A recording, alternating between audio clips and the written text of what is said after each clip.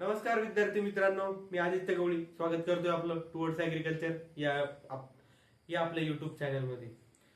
मित्रांनो, आता ऍडमिशन झालं, कॉलेज सुद्धा चालू झालंय, तुमचे स्पोर्ट्स कल्चरल ऍक्टिव्हिटीज वगैरे वगैरे वगैरे स्कॉलरशिप सुद्धा भरून झाली, सगळं झालंय. पण पेपर मात्र राहून गेले. डिग्रीमध्ये आपण पास आउट होण्यासाठी आलोय आणि पेपर जर आपण दिले नाही तर पास होणार नाही.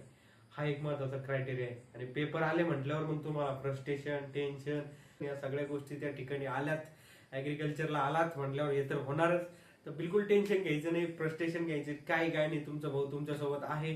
तुमची मिड टर्मची एक्झाम जरी आता जवळ आलेली आहे, त्यासाठी आपण तुम्हाला काही प्रोटिक्स सांगणार आहे. त्यानुसार मग तुम्ही जर सगळं त्या ठिकाणी केलंय, पेपर्स वगैरे व्यवस्थित जर दिले, तर निदान तुमचं टेन्शन खतम तर नाही होणार, कमी तरी होईल. तर बिलकुल टेन्शन घ्यायचं नाही. आपल्या चॅनलची लिंक राहा, मी तुम्हाला यावर वेळोवेळी तुमचं जे काही सगळे अपडेट्स आहे ते त्या ठिकाणी देत राहील. तर हे झाला आजचा विषय आपला. तर महत्वाचा विषय म्हणजे आता 16 कमिटी, या कमिटीच्या अंतर्गत तुमचा सिलेबस चेंज झालेला आहे आणि त्या चेंज झालेल्या सिलेबसच्या आधारे तुमची मिड टर्म एक्झाम होणार आहे. तर मिड टर्म एक्झाम मित्रांनो, पहिले तर एक्झाम कशी असते आपल्या ऍग्रिकल्चरची समजून घेऊ. एक्झामचं स्ट्रक्चर असं आहे मित्रांनो, तुमचं 3 टर्म मध्ये तुमची एक्झाम होती. पहिले तर मिड टर्म, त्यानंतर सेमिस्टर एंड थेरी एक्झाम आणि सेमिस्टर एंड प्रॅक्टिकल एक्झाम, अशा 3 टर्म मध्ये तुमची एक्झाम होती. या तिन्हीचे तुमचे मार्क सेमिस्टरच्या फायनल रिझल्ट मध्ये कॅल्क्युलेट करतात. तिन्हीचे पण करतात, यामध्ये प्रॅक्टिस बेसिसवर कोणतीच नसतात, यामध्ये तिन्हीचे पण करतात. हा एक महत्वाचा पॉईंट तुम्ही लक्षात घ्या. तर आता वळूया आपण आपल्या महत्वाच्या विषयाकडे, तो म्हणजे मिड टर्मचा. आता मिड टर्म काय असती, कसं असते, त्याचं स्ट्रक्चर कसं असतं, विषय कोणते, कोणत्या विषयाला किती मार्क आणि किती टाइम पिरियड देणार आहे आपल्याला, याच्यावर डिटेल आपण व्हिडिओ तयार केलेला आहे. त्याची डिस्क्रिप्शन बॉक्समध्ये मी तुम्हाला लिंक देत आहे, तो चॅनलवरती जाऊन तुम्ही बघू शकता. या व्हिडिओमध्ये आपण मिडचं स्ट्रक्चर, मिडचं इम्पॉर्टन्स, मिडच्या प्रो टिप्स हे सगळे या ठिकाणी समजून घेणार आहोत. तर व्हिडिओ शेवटपर्यंत बघा आणि तुमचे जे काही नवीन नवीन मित्र आहेत त्यांना शेअर करा, कारण आपल्याकडे पब्लिक साठा फार कमी आहे. माझ्याकडे जवळपास 1000 सबस्क्रायबर्स असल्यामुळे व्हिडिओ 1000 लोकांपर्यंतच जातोय आणि वाचिंग जे 3000 लोक त्याला बघू शकतात. पण आपल्या ऍग्रीला ऍडमिशन घेणारे जवळपास 16,000 विद्यार्थी आहे. बाकीच्या 13,000 विद्यार्थ्यांचं काय, तर त्यांच्यापर्यंत सुद्धा हा व्हिडिओ पोहोचवा, जेणेकरून त्यांना पण काही मदत होईल, सोपं जाईल. तुमच्या कॉलेजेसच्या, तुमच्या ऍग्रिकल्चरचे जेवढे काही ग्रुप्स असतील त्या ग्रुप्सवर हा व्हिडिओ टाका, सगळ्यांना त्या ठिकाणी ज्याने मदत होईल. तर मिड टर्मच्या आता आपण पहिले टिप्स समजून घ्यायच्या आधी आपण मिड टर्मचं महत्व समजून घेऊया. महत्व काय आहे, जेणेकरून तुम्हाला अभ्यास करायला आणखीन मजा येईल.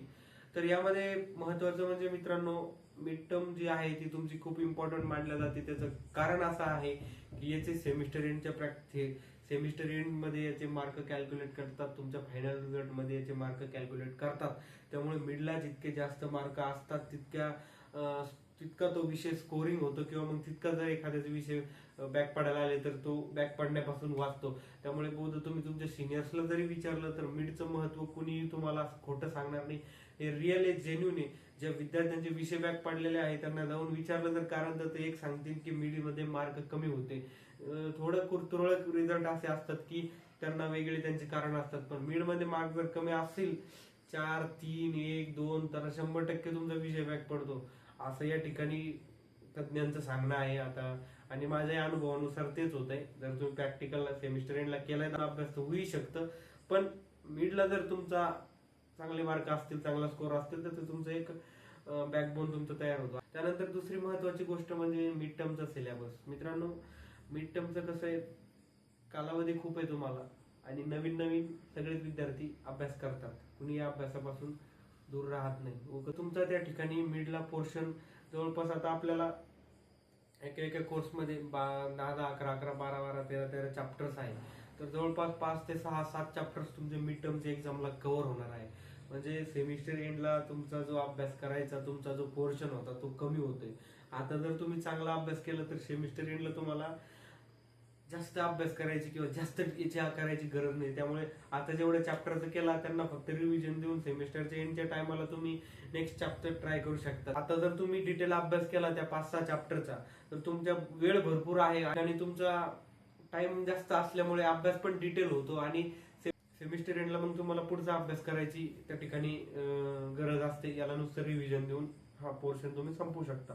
त्यानंतर मित्रांनो, जुनाच कर्कश असं म्हणता येईल आपल्याला की त्या ठिकाणी जे काही इम्पॉर्टंट चॅप्टर्स असतात ते कोर्सच्या पहिले दिले जातात, शेवटला जे कमी इम्पॉर्टन्स वाले आहे ते दिले जातात. तर इथं पण तेच आहे मित्रांनो. जे प्रायमरी इम्पॉर्टन्स चॅप्टर्स असतात तुमचे, असं नाही की शेवटचे पण इम्पॉर्टंट नाही, ते पण आहे, पण त्याच्यापेक्षा हे जास्त, हे डिटेल आणि हे बेसिक असतात.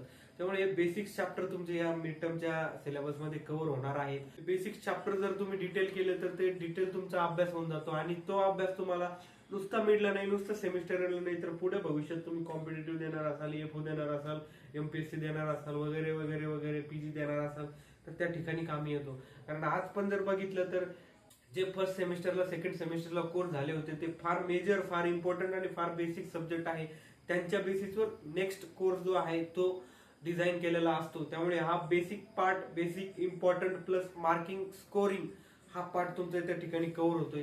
तर हे झालं सगळं आपलं मिड्सचं इम्पॉर्टंट.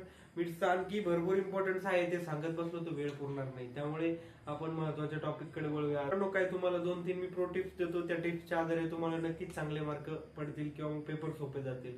महत्वाचं पहिलं म्हणजे आता पीवायक्यू. तर मित्रांनो, मी पहिलेच सांगितलं, कॉलेजलाच पेपर तयार होतो, कॉलेजलाच पेपर चेक होतो आणि कॉलेजलाच त्याचं सगळे एक्झाम वगैरे होती. तर महत्वाचं म्हणजे आता पहिले 5-6 चॅप्टर आहे, जास्तीत जास्त प्रश्न निघू शकत नाही आणि रिपीट प्रश्नांचं प्रमाण फार आहे. त्यामुळे मित्रांनो, पहिल्या 5-6 चॅप्टर मध्ये जेवढे प्रश्न निघतात त्या प्रश्नांच्या आधारे जर आपण मागचे पीवायक्यू केले, पीवायक्यू म्हणजे आता तुमच्या कॉलेजमध्ये ते अवेलेबल असतात, तुमच्या सिनियरकडे ते पेपर्स ठेवलेले असतात, तर ते जर आपण केले तर त्या ठिकाणी 70 ते 80% प्रश्न हे पीवायक्यूचेच रिपीट होतात. त्यामुळे पीवायक्यू जर आपण परफेक्ट केले तर त्या ठिकाणी आपल्याला आणखी चांगले मार्क पडण्याचा प्रयत्न आहे. जर तुमचं डिटेल स्टडी करायची सवय असेल तर एकदम अतिउत्तम, पण काही नमुने असतात वन नाईटची रिस्क घेतात, तर त्या ठिकाणी तुम्ही जर पीवायक्यू केले तर एकदम बेस्ट ट्रिक आहे. पीवायक्यू मध्ये तुम्हाला एक पेपर कसा असतो, पेपरचं स्ट्रक्चर कसं असतं, किती प्रमाणात त्याचं लिहायचं, कारण तुमचे मेजर सब्जेक्ट आता 2+चे आहे, तर किती लिहायचं हे सगळं तुम्हाला पीवायक्यूच्या आधारे त्या ठिकाणी समजतं. त्यामुळे मस्ट बी प्रेफर पीवायक्यू, आणि पीवायक्यू तुमच्या सिनियर्स कडून वगैरे वगैरे घेऊन टाका. तर पीवायक्यूचं म्हणजे आता extension, soil science, agronomy, horticulture या सब्जेक्टचे तुम्ही पीवायक्यू घेऊ शकता.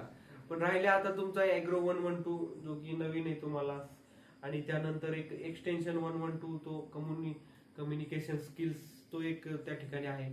कम्युनिकेशन स्किल जो एक्सटेन्शन 112 आहे त्याचे सुद्धा तुम्हाला पीवायक्यू भेटतील, कारण तो पहिल्या सिलेबसमध्ये तो सेकंड सेमिस्टरला होता. सेकंड सेमिस्टरच्या विद्यार्थ्यांकडून जर तुम्ही त्या विषयाचे पीवायक्यू घेतले तर त्या ठिकाणी त्याचे देखील तुमचा एक टेन्शन कमी होतो. ॲग्रो 112 जो राहिला त्याचे टेन्शन घेऊ नका. तुम्हाला जर त्याचे इम्पॉर्टंट क्वेश्चन काढून हवे असतील तर त्या ठिकाणी तुमचा भाऊ आहे, तुम्ही टेन्शन घ्यायचं नाही. मी तुम्हाला व्हॉट्सअप ग्रुपची लिंक देत आहे, त्यावर लिंकवर जॉईन करा आणि जास्तीत जास्त कमेंट करा. मग मला पण थोडं मोटिवेशन येते तुमच्यासाठी चांगले पीवायक्यू काढायचे. त्या ठिकाणी मग त्या सिलेबसच्या आधारे मी तुम्हाला सुद्धा पीवायक्यूज बनवून टाकेल, मी काही क्वेश्चन्स बनवून टाकेल, त्या अनुषंगाने तुम्ही करून जाऊ शकता. तर ओके मित्रांनो, आणि पीवायक्यू मित्रांनो शक्यतो स्वतः जे तुमचं कॉलेज आहे त्याच कॉलेजचे रिपीट करा, कारण प्रत्येक कॉलेजचं क्वेश्चन पेपरचं हे वेगळं असतं. त्यामुळे ज्या कॉलेजला तुम्ही आहात त्याच कॉलेजचे मागच्या 2-3 वर्षाचे पीवायक्यू रेफर करा. पीडीएफ वगैरे सगळं सिनियरकडे असतं तुमच्या, शोधा, फक्त टेन्शन घेऊ नका त्याचं जास्त. त्यानंतर दुसरं महत्वाचं आहे मित्रांनो, इनलिस्टिंग आणि डेफिनेशन आपल्या या टर्म मध्ये खूप महत्वाचं आहे. ते म्हणतात ना, first impression is the best impression, तसंच आहे. इनलिस्टिंग आणि तुमची डेफिनेशन जर चांगली असेल तर मध्ये एवढं डिटेल चेक केलं जात नाही. त्यामुळे इनलिस्टिंग आणि डेफिनेशन परफेक्ट करायचं. काय आता तुम्हाला एक पहिले 5-6 चॅप्टर असल्या म्हणल्यावर एक 7-8 डेफिनेशन असतील. तेवढ्या डेफिनेशन जरी तुम्ही परफेक्ट केल्या तर तुम्हाला त्यापैकी 2-3 नक्कीच विचारले जातात. आणि इनलिस्टिंग जर तुम्ही ट्रिक्स लावून जरी पाठ केली तरी तुमची इनलिस्टिंग मस्तपैकी पाठ होते. आता इनलिस्टिंग असतं काय ते बघूया. इनलिस्टिंग म्हणजे मित्रांनो, आता सपोज तुम्हाला एखादा चॅप्टर दिला आहे कंपोनंट्स ऑफ ॲग्रिकल्चर मध्ये कंपोनंट्स, त्यामध्ये मग तुमचं tillage, farm yard manure, fertiliser, moisture, water, त्यानंतर टेम्परेचर, ॲटमॉस्फेरिक प्रेशर, हे सगळे त्या ठिकाणी कंपोनंट्स येतात. तर यामध्ये तुमचे जे काही मी आता जेवढे सांगितले ते झाली तुमची इनलिस्टिंग. आता याच्यामध्ये सुद्धा डिटेल तुम्हाला लिहावं लागतं. त्याच्यामध्ये काय लिहायचं, एक दोन वेळेस जरी तुम्ही वाचलं तरी तुम्हाला लक्षात राहून जातं. पण इनलिस्टिंगच जर तुमची परफेक्ट नसेल तर मध्ये काय लिहिणार हा एक प्रश्न आहे. त्यामुळे इनलिस्टिंग जर तुम्ही परफेक्ट केली तर मध्ये तुम्ही थोडं तुमच्या सेन्स ऑफ ह्युमरच्या माइंडनुसार वाचलेलं जे आहे ते आठवल्यानुसार तुम्ही त्या ठिकाणी लिहू शकता. त्यामुळे इनलिस्टिंग परफेक्ट करा, ट्रिक्स वगैरे लावून करा.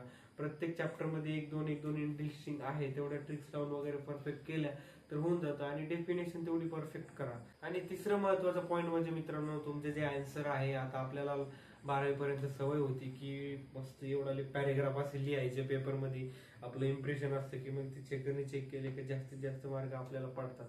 तर ह्यावेळेस असं या ठिकाणी करू नका. जर तुम्ही आन्सर पॅरेग्राफमध्ये न लिहिता पॉईंटमध्ये जर लिहिले तर तुम्हाला चांगले मार्क पडतील. त्यामुळे उत्तर कधी पण पॉईंटमध्ये लिहायचा प्रयत्न करा. कारण एक प्रश्न 4 मार्काला येईल, त्यामध्ये 1 मार्कासाठी तुमची डेफिनेशन असेल आणि 3 मार्कासाठी सब क्वेश्चन असेल. तर सब क्वेश्चन मध्ये तुम्ही जर एक 3 मार्कासाठी एक 8 पॉईंट जरी लिहिले, 7 ते 8 पॉईंट जरी लिहिले तर तुम्हाला तेवढे मार्क पडून जातात. त्यामुळे पॉईंट मध्ये उत्तर लिहा. आणि त्यानंतर मित्रांनो, काही तुम्हाला काय कोणते पॉईंट परफेक्ट करायचे ते एक सांगतो. करायचं तर सगळं, पण त्यातले आणखी परफेक्ट काही पॉईंट्स आहेत. त्यामध्ये definition, component, characteristics, functions, roles, classification, types, objective, difference between, ते जे मी आता सांगितले ते त्या ठिकाणी तुम्ही परफेक्ट करून जा जर चॅप्टर मध्ये दिलेले असतील.